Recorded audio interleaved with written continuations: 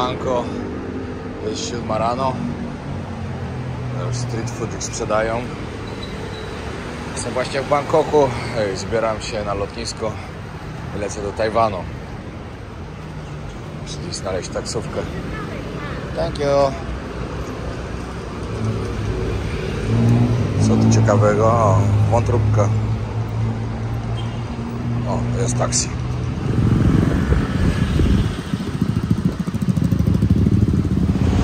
No, idę właśnie na Airport Link, czy na Blue Line'a.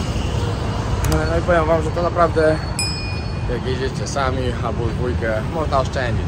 Sami to już w ogóle. Bo za skuterek, żeby tu dojechać, dałem 40 tajskich batów. Plus teraz za pociąg na lotnisko zapłacę 35, czyli 75 w sumie, około 10 zł. Za taksę zapłaciłbym około 30. Dwie dyszki w kieszeni. A czasem nawet więcej, to są za taksówkę nawet wchodzi o 50 zł. Zależy, na jakie korki traficie i na jakiego taksówkarza. Czy was czasem nie zrobi w konia. Ale powiem wam, że kierowca tak jechał, że przez chwilę naprawdę miałem taką adrenalinkę. Cały czas pod kąt leciał, cały czas. Szalony, śpieszyło mu się chyba. Ale już jestem na miejscu, cały, tyle dobrze. Taką maszynę macie. Co tu?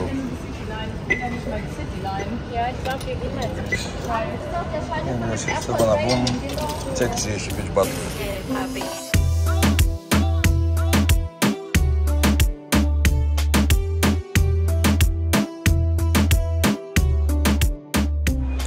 Jestem już na lotnisku, jeszcze 2 godziny do lotu, także spokojnie jeszcze na śniadanie muszę iść, bo nic nie jadłem z rana. Chciałem najszybciej tu dojechać. Trasa bardzo fajnie, szybko, sprawnie. To muszę się odprawić, mam tylko podręczny bagaż, także trzymajcie kciuki, żeby mi przeszło bez problemu. Nie przeszedł mi bagaż i muszę teraz kombinować. Rękawice niby do kosza na chwilę. Idę zważyć i zaraz po nie wrócę. Trzeba sobie radzić. No i przeszło. Rękawice wyciągnięte, laptop w ręce i bagaż się zgadza. I to jest bezsens, to jest szok po prostu, no ale co? Trzeba było, to trzeba było. Widzieliście to kiedyś? Pięknie to wygląda.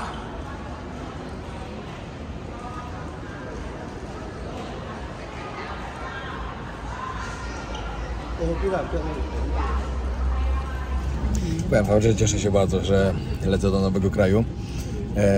Miesiąc w Tajlandii byłem teraz. No trochę się byłem w paru miejscach, nie mówię. I siedziałem cały czas na Phuket. Ale fajnie, że zmieniam, fajnie, że sobie polecę tam, bo Tajwan był takim moim marzeniem, które chciałem zobaczyć. Bo to jeden z nielicznych krajów, które tu jeszcze nie odwiedziłem właśnie. No i dodatkowo Tajwan jest bardzo rozwinięty pod względem, wiecie, całej elektroniki, wszystkiego. No, bardzo się cieszę, że tam jadę. Bardzo, nawet bardzo. Parę dni ma być pogoda teraz. W sumie to jeszcze dzisiaj, jutro i pojutrze to już tak pół na pół. Później ma zacząć padać, także w Tajpej posiedzę 3 dni pewnie i później padę gdzieś indziej. Zobaczymy, jak to będzie. Może zostanę cały czas w Tajpej, nie wiem. Wszystko się okaże, jak będzie na miejscu. Hostel na razie sobie wziąłem tylko na 2 noce w centrum. Jak poznam miasto, może zmienię na jakieś inne miejsce. Zobaczymy, bo tak naprawdę tu wziąłem taki, wiecie, chyba trafił. Pisało, że kilometr od centrum, to taki wziąłem. I nawet fajnie, bo dałem 270 zł chyba. Nie, sorry, to było za 3 noce. Dałem 180, czyli po 90 zł za noc ze śniadaniem. Także myślę, że spoko cena. I całkiem fajnie wygląda. A to wam pokażę później, jak już dojadę.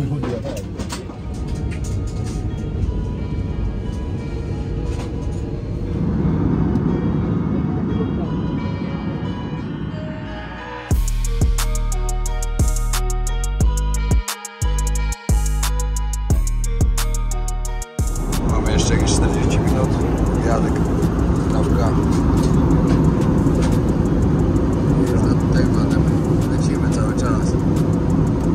Ale żeby dojść do Tajpej, trzeba przelecieć praktycznie całą wyspę.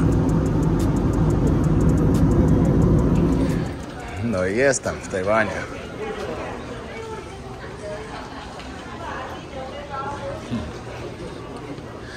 Idę szybko zrobić odprawę, następnie muszę kupić kartę i później znaleźć, gdzie tu jest jakieś metro, bo podobno stąd do centrum dojeżdża metro Trzeba kupić taką kartę specjalną, doładować, a z niej mogę korzystać cały pobyt, jak tutaj będę. Z autobusów, z metra, z różnych rzeczy. Znaczy z różnych środków komunikacji, o to chodziło. Także muszę to ogarnąć od razu. Aha, no i najpierw iść do bankomatu wypłacić pieniądze. Po wylądowaniu trzeba wypisać arrival card. Dobra, ogarnąłem teraz internet. Powiem wam tak, było tam od razu przy wyjściu drożej niż tu, o jakieś 20 zł. Karta była droższa. Powiem wam, jakie są ceny, pokażę wam. Są dwa rodzaje. Jeden mówi, że po prostu, że jeden internet jest lepszy ma zasięg, drugi gorszy. Wziąłem ten z tym lepszym zasięgiem, bo nie wiem, gdzie pojadę później jeszcze po Tajpej. Czy w ogóle pojadę gdzieś, zobaczymy, może będzie tutaj cały czas co robić. Także wam pokażę, jak wygląda cenowo. Takie macie pakiety internetowe. Ten jest tańszy, ale ze słabszym zasięgiem, ten jest lepszy i oczywiście unlimited. Ja wziąłem sobie taki, zapłaciłem za niego 72 zł dokładnie. Także luz. No ale w sumie tu widzę, że na 10 dni to nie było różnicy, co bym wziął. To nie roczkę nie wziąłem na 10, no w sumie i tak, nieważne. No ale możecie zobaczyć, jak wygląda. Jeśli na 30 dni, no to cena jest około 145 dokładnie, czy 144 zł. Teraz kolejna misja na Merti. Wyczytałem, że właśnie albo mogę się dostać kolejką, która jedzie około 30 minut do centrum, albo autobusem. Autobus jedzie troszkę dłużej, no, ale zdecydowanie sobie wolę pojechać pociągiem. Dobra, teraz trzeba ogarnąć kartę. Aha, trzeba ogarnąć kartę, jak ja nie wiem, gdzie ja jadę. Aha, to chyba jedzie tylko jedno. Nice. Dobra, idę w sumie do informacji, będzie łatwiej. Dobra, tak wygląda karta. Nazywa się EasyCard. Jak wam mówiłem, z tej karty mogę korzystać wszędzie w mieście, gdzie chcę. Pociągi, autobusy, znaczy metro chodziło. Metro. Także spoko. Zapłaciłem 500, czyli 72 zł dokładnie. 400 mam do wykorzystania, 100 to jest kaucja za kartę. Jak będę oddawał, oddadzą.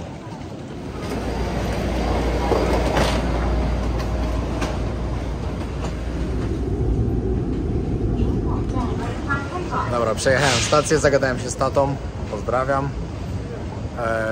Ale spoko, w sumie przejdę sobie do hotelu, zaraz sprawdzę ile kilometrów. Ale z racji tego, że jest 17 i za godzinę się już ciemno zrobi, to wolę się teraz przejść, żeby sobie jeszcze coś pooglądać tutaj. Coś wam może pokażę po drodze, no bo jestem w centrum. Później do hotelu, coś sobie ogarnąć. Wieczorem na jakiś targ nocny. Tutaj są zarąbiste targi, ale o tym to będzie osobny odcinek. O jedzeniu, jakie pyszne, a niektóre zarazem okropne można tutaj zjeść. No. Słyszeliście o śmierdzącym tofu? To jest tutaj przysmak, a podobno śmierdzi gorzej niż durian.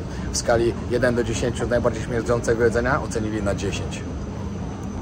Spróbuję. Za przejazd wziął 150. No, a 150 to jest 21 zł. Żeby dojechać z lotniska do centrum.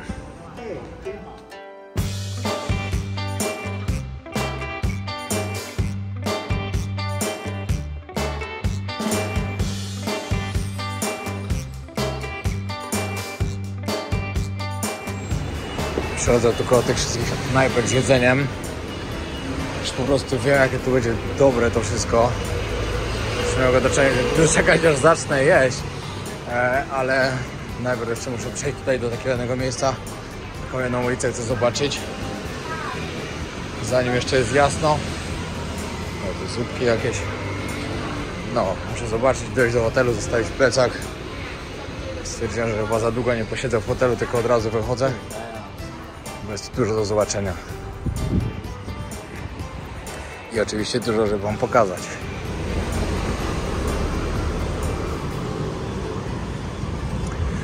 Jeszcze po chińskim Nowym Roku ładnie ubrane, bo w tamtym tygodniu był. Oj, wieczorem to trzeba przyjść, zobaczyć. No i to mi się podoba, że wszędzie są takie małe knajpki jak w Tajlandii, street foodzik i ceny też będą pewnie dobre.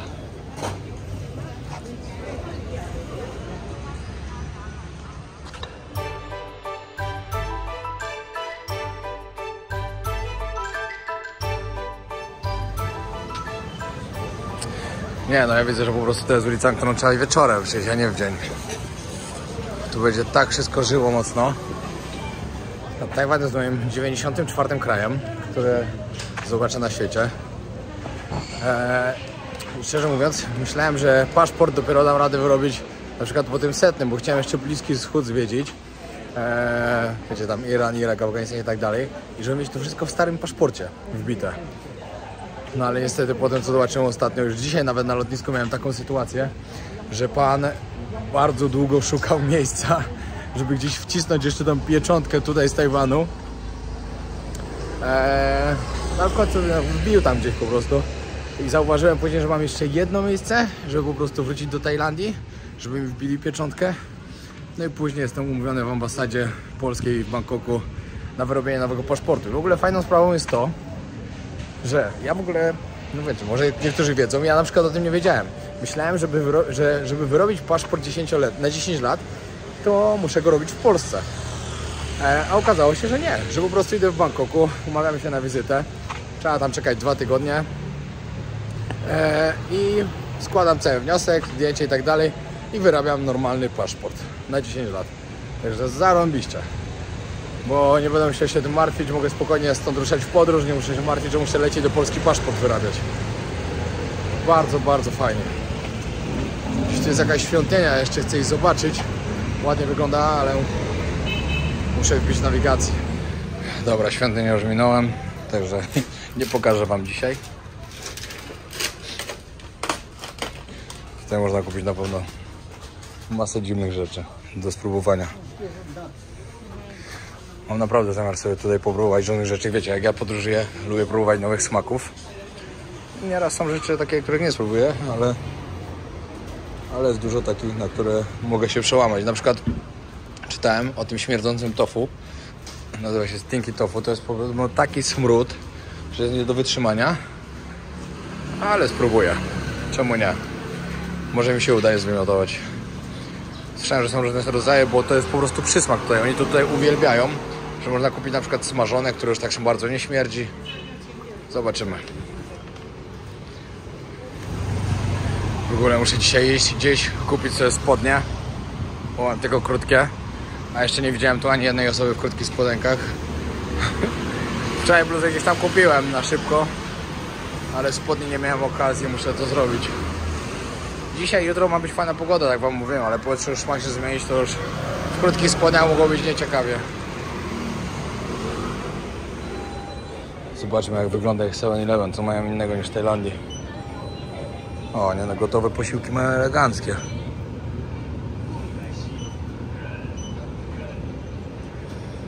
Powiem wam, że ja tak właśnie przetrwałem w Japonii po tanich kosztach, przez to, że kupowałem sobie właśnie w Family Mart takie gotowe posiłki. Oni je tu grzeją na miejscu i naprawdę były dobre. Wiem, że dla wielu osób z was może się to nie wyobrażać, że to jest w ogóle dobre, ale naprawdę było.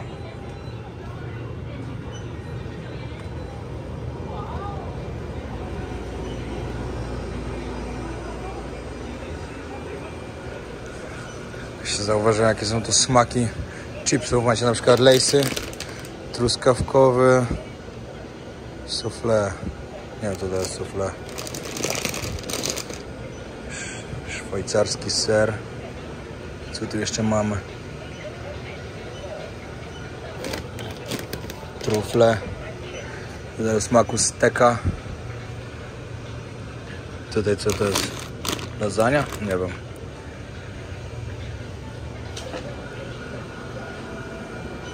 Doritoski moje ulubione. Z queso, z piotkiem w Ameryce Południowej cały czas się je jadło. Nie, dużo jest rzeczy podobnych jak u nas w Tajlandii tam w 7-Eleven. Właśnie zamówiłem kawkę, no to kawa tutaj kosztuje 9,50, taka w 7-Eleven.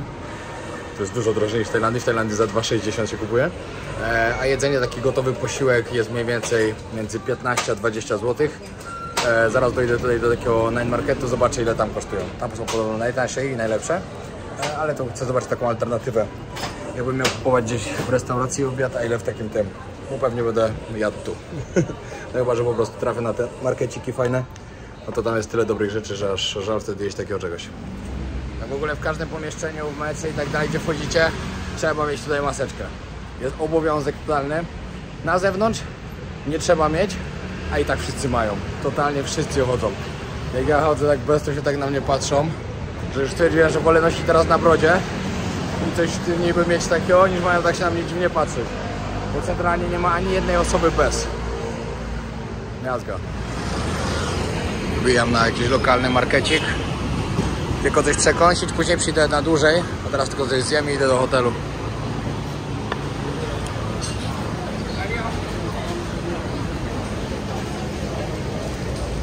Hello, hello. Punch, number one is the seafood. Foam is chicken fish. Fish skin. Fish skin. O, Skin. skóra ryby na przykład do zjedzenia. Mini squid. Ciekawe. Squidy. Thank you.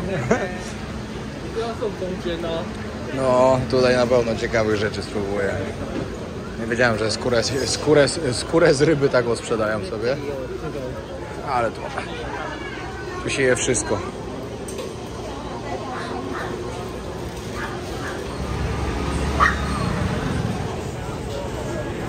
Dobra, wygrywają pierożki na parze. Soja sos.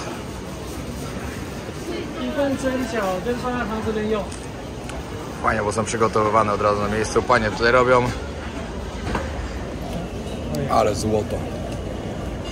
Przepyszne po prostu.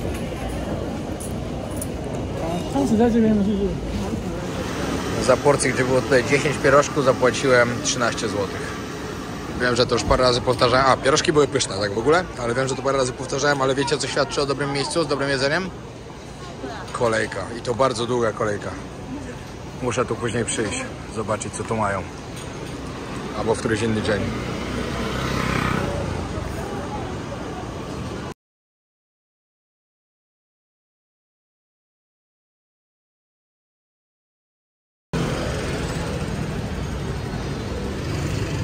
Sashimi.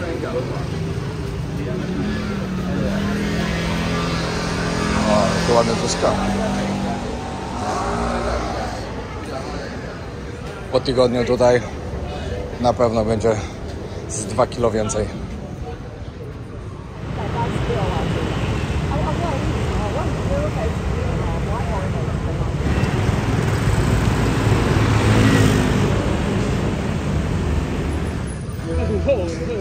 Ale ładne.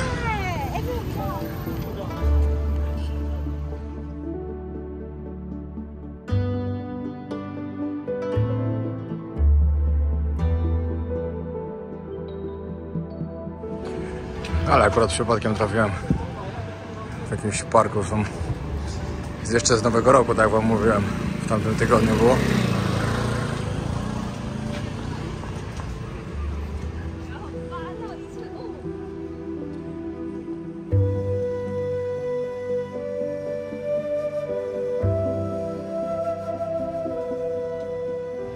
O, i pod świątynię trafiłem. Zupełnie przypadkiem. Wielki Królik. W tym roku jest Rok Królika w chińskim kalendarzu.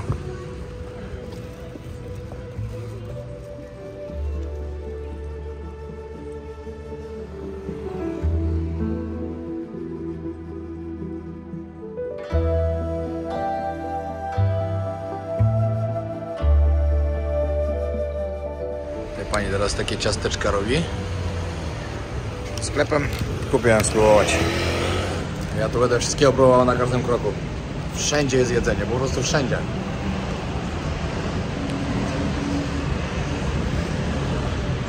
Oj, to rybą śmierdzi.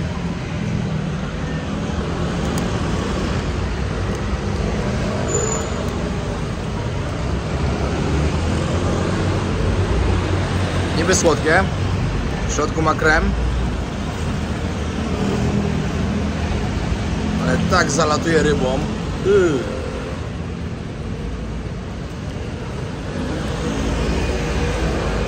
Trudno zjem. To jest moja miejscowa. Jak wygląda mój hostel? Jest ogromny.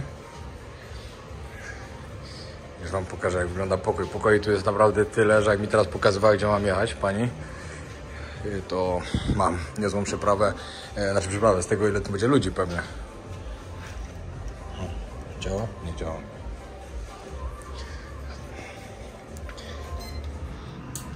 Jo. Polecam kolekcję Podróże Wojownika od Extreme Hobby. Dużo fajnych rzeczy znajdziecie. Tutaj miejscówka taka do siedzenia.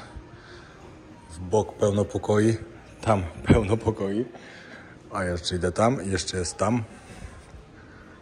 Nieźle. Na dole prysznice, restauracja. Mam śniadanie w cenie, także super. Świetne hasło.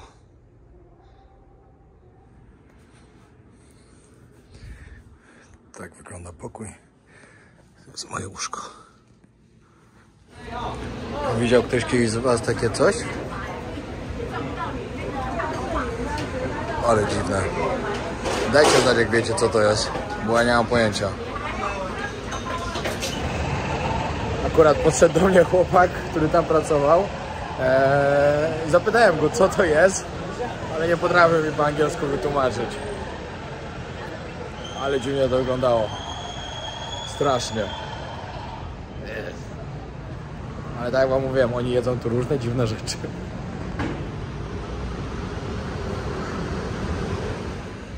Kolejna świątynia chińska jakaś.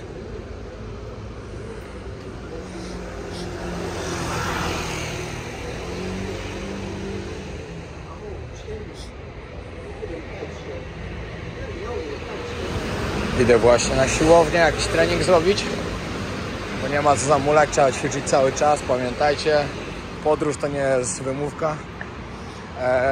No i w ogóle chcę się trochę przestawić, 21 teraz.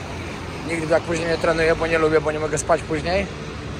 Ale chcę się tu trochę przestawić, bo to miasto żyje w nocy bardzo.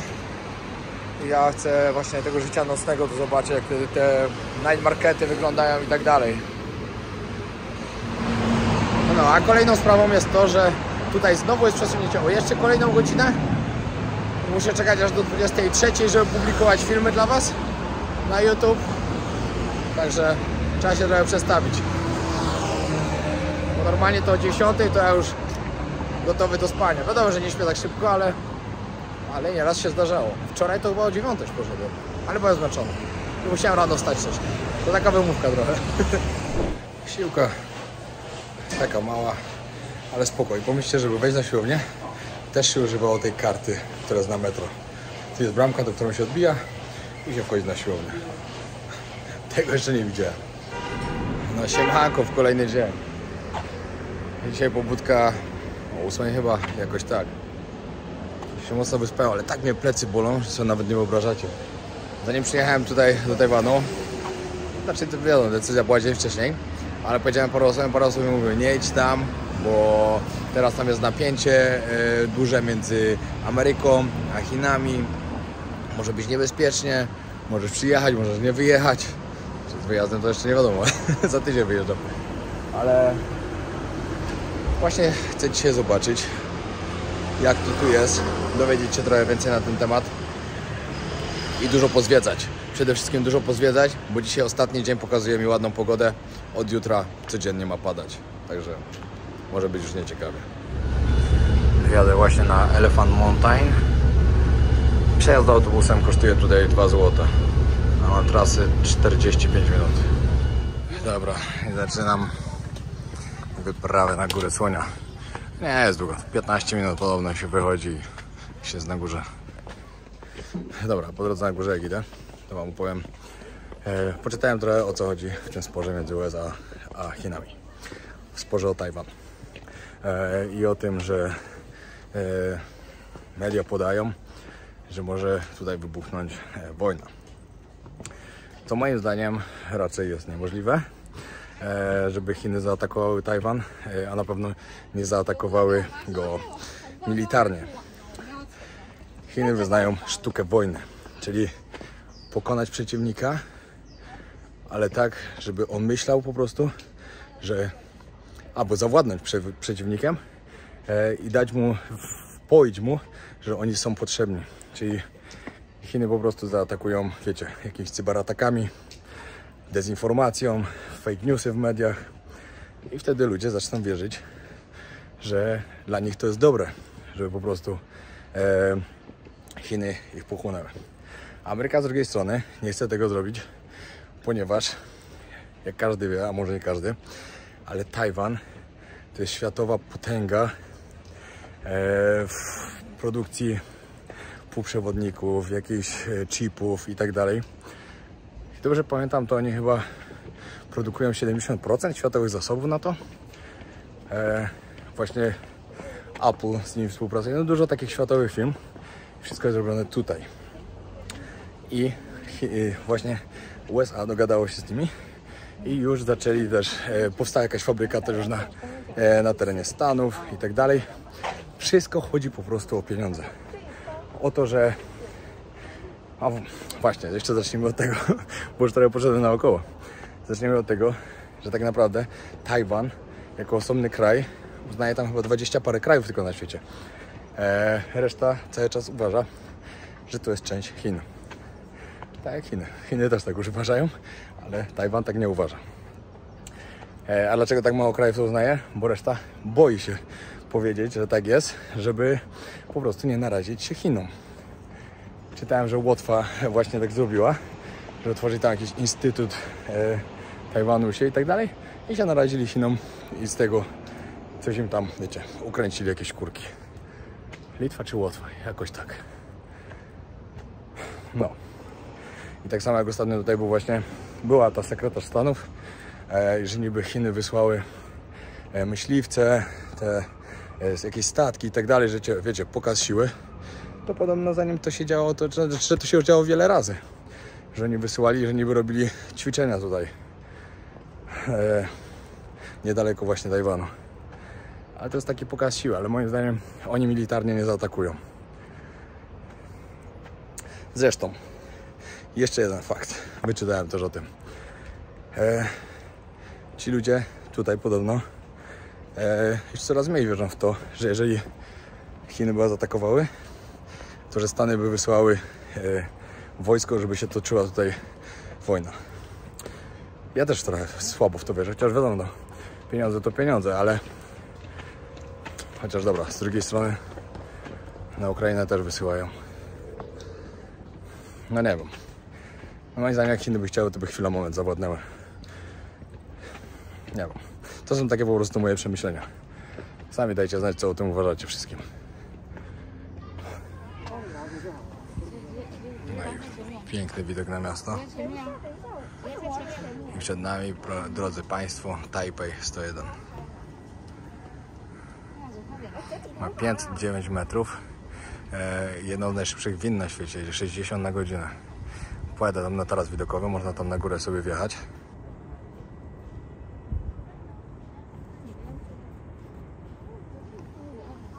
Do 2010 był to najwyższy budynek na świecie. 5 lat go budowali, w 2004 go oddali do użytku. Teraz oczywiście Burj Khalifa jest większy. Tak jak wam mówiłem, mają tam windę, która jedzie 60 km na godzinę. Z 5 na 89 piętro jedzie w 37 sekund. Wjazd na górę na taras widokowy kosztuje $20. Nie wiem, czy się coś nie zmieniło przypadkiem. Tyle było. Jadę się przejechać. No. Kurde, miała być pogoda dzisiaj ładna. A już widzę, że się psuje. Od jutra ma lać cały czas. Cały tydzień od jutra ma padać, także dzisiaj naprawdę zwiedzam wszystko, co muszę zobaczyć, takie, co jest na zewnątrz. No a jutro trochę inaczej. Kolejny odcinek, który zobaczycie w sobotę, będzie ciekawy. Będzie właśnie z jedzeniem tutaj. Już nie mogę doczekać. Dzisiaj idę wieczorem na nocny market, który jest otwarty aż do 3 rano. I on działa tak, że w ciągu dnia tam jest...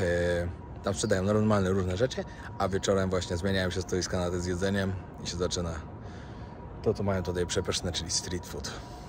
Właśnie jeszcze jedna sprawa, jak już o Chinach wspominamy.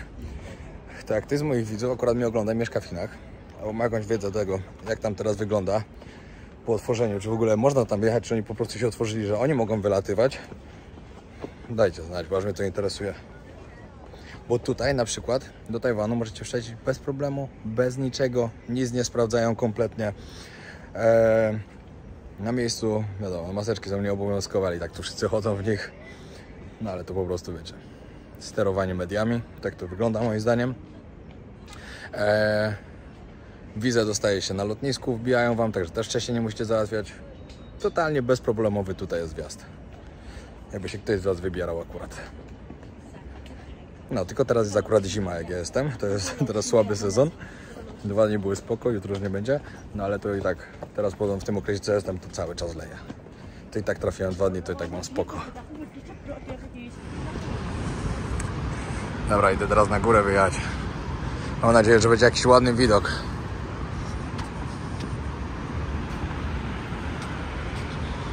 Powiem wam, że to miasto jest ogólnie tak czyste po prostu. Nigdzie jeszcze nie widziałem tu żadnego śmietka, papierka, ani nic takiego. Wszystko czyściutko posprzątane ładnie. Robi wrażenie. I tutaj w tym budynku Taipei 101 też jest oczywiście centrum handlowe i food court. I mam zamiar zjeść tu coś dobrego. Chciałem coś właśnie takiego stąd, lokalnego.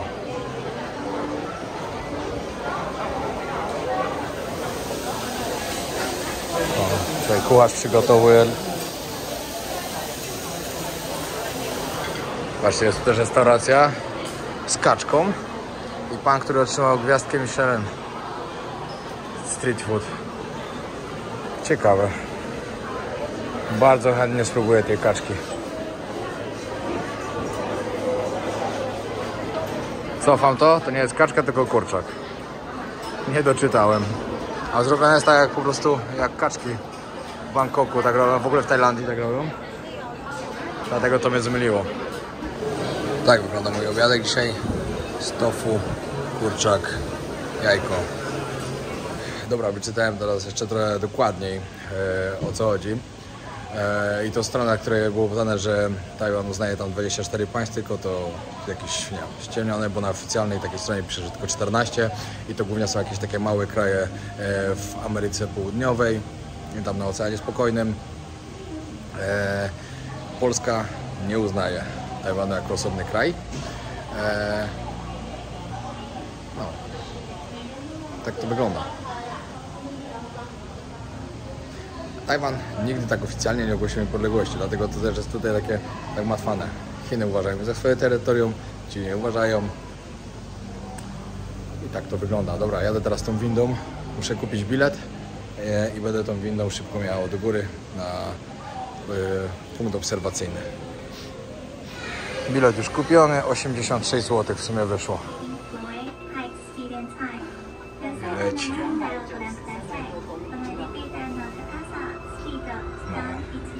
Szybko idzie.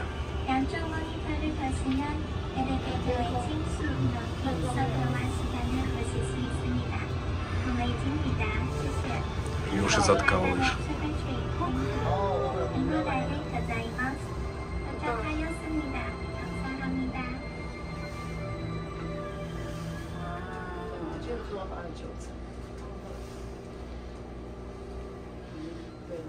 Dokładnie 37 sekund. Ale to musi kapitalnie wyglądać w nocy, jak całe miasto świeci.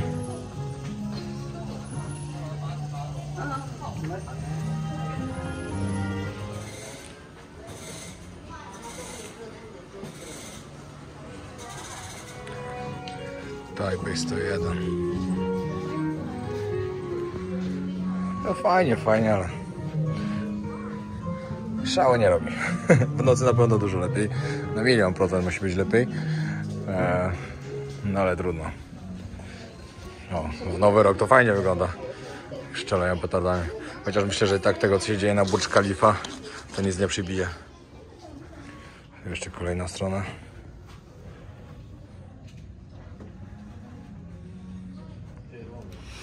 Fajny budynek tam jest, a w sumie to 2 nawet.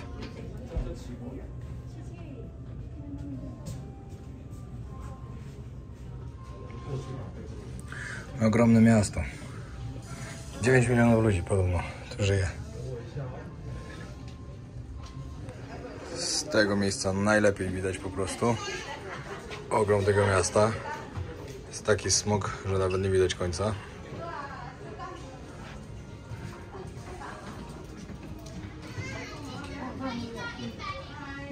No i w tym miejscu zakończę ten odcinek. Dzięki wielkie, że oglądaliście. Trzymajcie się. Pamiętajcie o subskrypcji. Zostało 10 koła do 300 000. Wiem, że męczę dupę, ale to jest mój cel, że chcę go osiągnąć w tym miesiącu. Z waszą pomocą tylko się to uda. Przez najbliższe parę odcinków pokażę wam, co ma do zaoferowania Tajpej, czyli stolica Tajwanu. No i może uda mi się jeszcze gdzieś dalej pojechać. Zobaczymy, jak pogoda mi na to pozwoli. Ale jakiś tam mały plan mam. Zobaczymy, co z tego wyjdzie. Dzięki, trzymajcie się, pozdrawiam.